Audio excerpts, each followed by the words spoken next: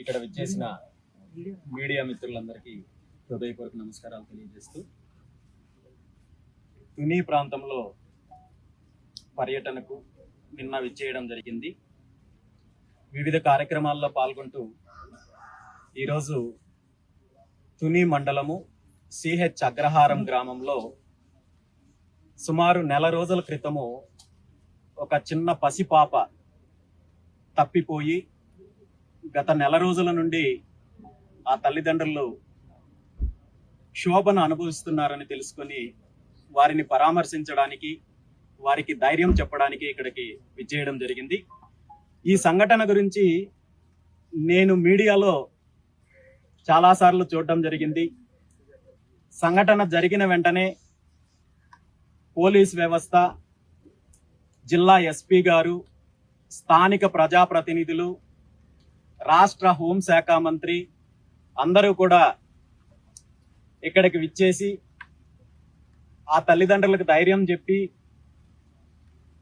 అనేక రకాలుగా దీని మీద పోలీస్ బృందాలను ఏర్పాటు చేసి గాలించే చర్యలు చేపట్టినప్పటికీ కూడా దురదృష్టకరమైన సంఘటన ఏంటంటే 2 సంవత్సరాల పసికందు తప్పిపోయి నెల రోజులు అయినప్పటికీ కూడా ఆ పసిబిడ్డను వెతికి ఆచూకీ తెలుసుకోవడంలో ప్రభుత్వం విఫలమైంది.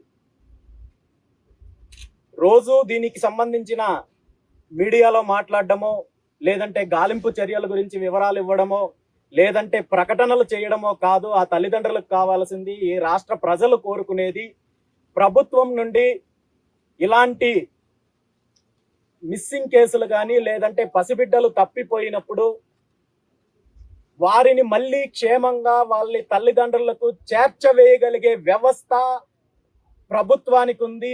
ఆ నమ్మకం ప్రభుత్వం కల్పించాల్సిన బాధ్యత ఉంది. ఆ భరోసా ప్రభుత్వం కల్పించాల్సిన బాధ్యత ఉంది. కానీ దురదృష్టం ఏంటంటే ఈ సంఘటన జరిగి నెల రోజులు కావస్తున్నా ఇప్పటి వరకు ఆ పసిబిడ్డను కనుక్కోలేకపోతున్నారు. నిజంగా ఈ అంశం పైన ప్రభుత్వం కానీ, ముఖ్యమంత్రి చంద్రబాబు నాయుడు గారు కానీ, అదే విధంగా హోంశాఖని, పోలీస్ వ్యవస్థని తన గుప్పెట్లో పెట్టుకొని నడిపిస్తున్న నారా లోకేష్ నాయుడు గారు సిగ్గుపడాలి. నిజంగా సిగ్గుపడాల్సిన అంశము. ఒక పసిబిడ్డ తప్పిపోయి నెల రోజులు కావస్తుంటే వెతికి పట్టలేని మీరు, మీ వ్యవస్థ, మీ ప్రభుత్వము ఈ రాష్ట్రంలో ప్రజలకు ఎలాంటి భద్రత కల్పించగలదు, మహిళలకు ఎలాంటి రక్షణ కల్పించగలదు, ఈ రాష్ట్రంలో పసిబిడ్డలకు ఏ విధంగా రక్షణ కల్పించగలదో సమాధానం చెప్పాల్సిన బాధ్యత ముఖ్యమంత్రికి ఉంది. పోలీసు వ్యవస్థను గుప్పెట్లో పెట్టుకున్న నారా లోకేష్ నాయుడు గారికి ఉంది. అదే విధంగా ప్రభుత్వంలో కీలకంగా ఉంటున్న పవన్ కళ్యాణ్ గారికి ఉంది. ఈ రాష్ట్రంలో అనేక సంఘటనలు, లా అండ్ ఆర్డర్ సమస్యలు ఎలా ఉన్నాయో ఈరోజు ప్రతిరోజు మనం చూస్తున్నాము. దళితులపైన దాడులు జరుగుతున్నాయి. బీసీ నిన్నటికి నిన్న ఒంగోలు పట్టణంలో, ఒంగోలు నగరంలో పట్టపగలు ఒక సోదరుడు, ఎవరైతే నాయి బ్రాహ్మణ సోదరుడు తన షాప్ లో పని చేసుకుంటూ వెళ్తుంటే అధికార పార్టీకి సంబంధించిన ఒక వ్యక్తి మద్యం సేవించి షేవింగ్ చెయ్యమని చెప్పి వచ్చి అడిగితే, మద్యం సేవించిన వాళ్ళకి నేను చెయ్యనన్నందుకు అదే కత్తితో పట్టపగలు నిర్దాక్షిణంగా గొంతు కోసేస్తే పట్టించుకునే పరిస్థితి లేదంటే ఈ రాష్ట్రంలో అసలు ప్రజలకు భద్రత ఉందా? పసిబిడ్డలకు భద్రత ఉందా? మహిళలకు భద్రత ఉందా? బీసీలకు భద్రత ఉందా? అనేక సంఘటనలు జరుగుతున్నాయి. ప్రభుత్వం మాత్రం నిమ్మక నీరెత్తినట్టు ఆ రోజు తూతూ మంత్రంగా ప్రకటన ఇవ్వడము, ఆ తర్వాత వదిలిపెట్టేయడం చేస్తున్నారు. పవన్ కళ్యాణ్ గారేమో మరొక అడుగు ముందుకు వేసి ఈ రాష్ట్రంలో జరుగుతున్న శాంతి భద్రతల సమస్యలకు కానీ, లేదంటే పిల్లల అపసంహరణ కానీ, లేదంటే హత్యల గురించి కానీ, లేదంటే పోలీస్ స్టేషన్లలో నిందితుల్ని కాల్ చేసి బూడిద చేసి ఆ బూడిద ఆనవాళ్ళు కూడా లేకుండా చేస్తుంటే దాని గురించి బాధ్యత తీసుకోవాల్సిన ఉప ముఖ్యమంత్రి ఆ శాఖ నాది కాదు అని చెప్పి నిర్లజ్జగా తప్పించుకునే ప్రయత్నం చేస్తున్నారు.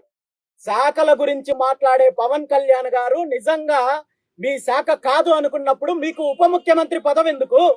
వెంటనే మీరు రాజీనామా చేయండి, నాకు బాధ్యత లేదని చెప్పండి.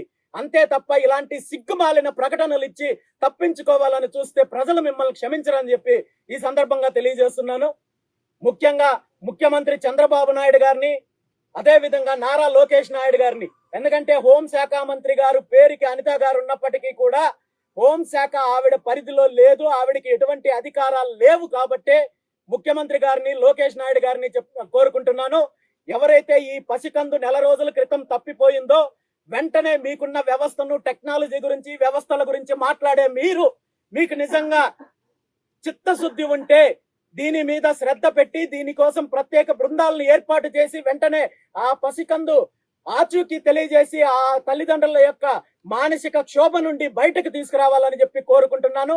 అలా చెయ్యని పక్షంలో మీరు అధికారంలో కొనసాగే పరిస్థితి లేదు, మీకు ఆ నైతిక హక్కు కూడా లేదని చెప్పి ఈ సందర్భంగా తెలియజేస్తున్నాను. ఒక పసిబిడ్డ ఆచూకీ తెలుసుకోలేని మీరు ఈ రాష్ట్ర ప్రజల యొక్క భద్రతను ఏ విధంగా కాపాడగలరు, మహిళల యొక్క సంరక్షణ ఏ విధంగా చేయగలరు?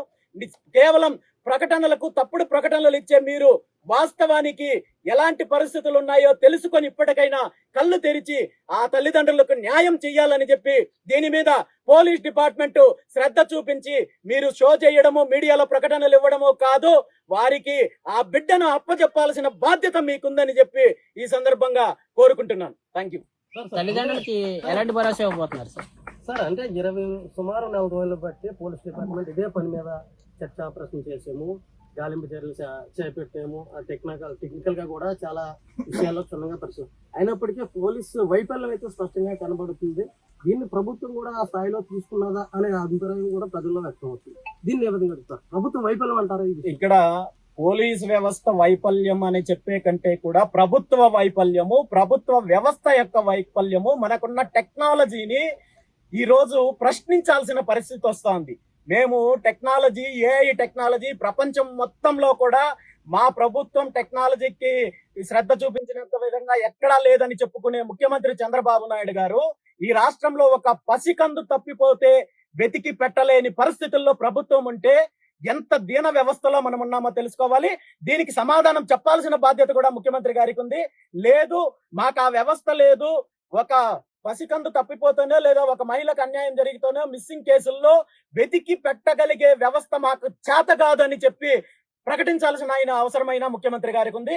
దీని మీద ఖచ్చితంగా ఈ అంశాన్ని సీరియస్ గా తీసుకొని ముఖ్యమంత్రి గారు ప్రత్యేకంగా పర్యవేక్షణ చేసి ఆ తల్లిదండ్రులకు న్యాయం చేయాల్సిన బాధ్యత ఉంది. అంటే గత గవర్నమెంట్ లో డిప్యూటీ సీఎం పవన్ కళ్యాణ్ గారు ప్రతిపక్ష పాత్రలో పోషించినప్పుడు మహిళల అక్రమ రవాణా జరిగింది, మహిళల ఈ రాష్ట్రంలో చాలా మంది అదృష్టమయ్యారని ఒక స్టేట్మెంట్. కానీ ఈ రోజు ఒక చిన్న పసిపాపను రక్షించే క్రమంలో ఒక స్టేట్మెంట్ ఇచ్చి ఊరుకున్నారు తప్ప దీన్ని పూర్తి స్థాయిలో చేయకపోవడం కారణం. ఖచ్చితంగా ఈరోజు రాష్ట్రంలో జరుగుతున్న సంఘటనల పైన బాధ్యత తీసుకోవాల్సిన అవసరము ఉప ముఖ్యమంత్రిగా పవన్ కళ్యాణ్ గారికి ఉన్నప్పటికీ కూడా రాష్ట్రంలో జరుగుతున్న హత్యల గురించి కానీ, లేదంటే మిస్సింగ్ కేసుల అంశంలో కానీ, దాడులు కానీ, వీటన్నింటిపైన నేను హోంశాఖ మంత్రి కాదు అని చెప్పి తప్పించుకునే ప్రయత్నం చేస్తున్నారు. మీరు కేవలం మీ శాఖకు మాత్రమే పరిమితం అయినట్టయితే, ప్రభుత్వంలో మీకు ఎటువంటి భాగస్వామ్యం లేదనుకుంటే, ప్రభుత్వంలో మీకు బాధ్యత లేదు అనుకుంటే ఉప ముఖ్యమంత్రి అనే పదవి నుండి మీరు వెంటనే రాజీనామా చేయండి, లేదంటే బాధ్యత తీసుకోండి.